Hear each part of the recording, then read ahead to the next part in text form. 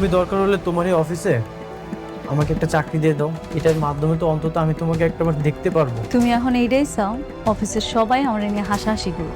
আসলে চাইতাম যে তুই গরিব হ, কিন্তু তুই এতটা গরিব হবে আমি কখনো কল্পনা করতে পারিনি। বাচ্চাটা এত সুন্দর, একদম অনেকের মতো চেহারা। অনেক আমার সন্তানটারে শেষ দেখতে দেয় না। আমার লেভেলটা না তোমার মতো এরকম নিচু স্থানে না। শালিমা আমাকে তার পার্সোনাল অ্যাসিস্ট্যান্ট হিসেবে চাকরি কনফার্ম করে দিয়েছে।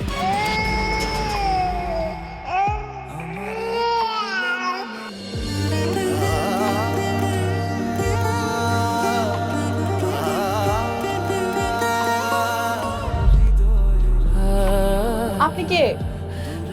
আমি অনেক এদিক দিয়ে যাচ্ছিলাম, বাচ্চার কান্নার শব্দটা শুনে এখানে আসলাম। অনেক সুন্দর, মাশাআল্লাহ। আসলে একা মানুষ তো, আমার স্বামী বাইরে কাজকর্ম করে, বাচ্চা সামলায় সব দিক দেখতে হয়। ছোট শিশু, একটু যত্নে রাখবেন। ওর মুখটা অনেক মায়া ভরা। ওকে যখন বুকে নিলাম কেমন জানি আপন আপন মনে হচ্ছিল।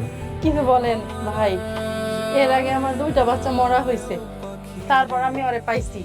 ওরে আমার জীবন দেয়া হইল, যত্নে রাখবো।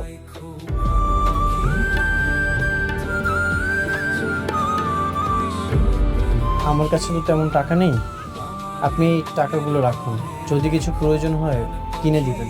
না না থাক, টাকা লাগবো না, আপনি ওর জন্য দোয়া করেন, তাইলেই হইব।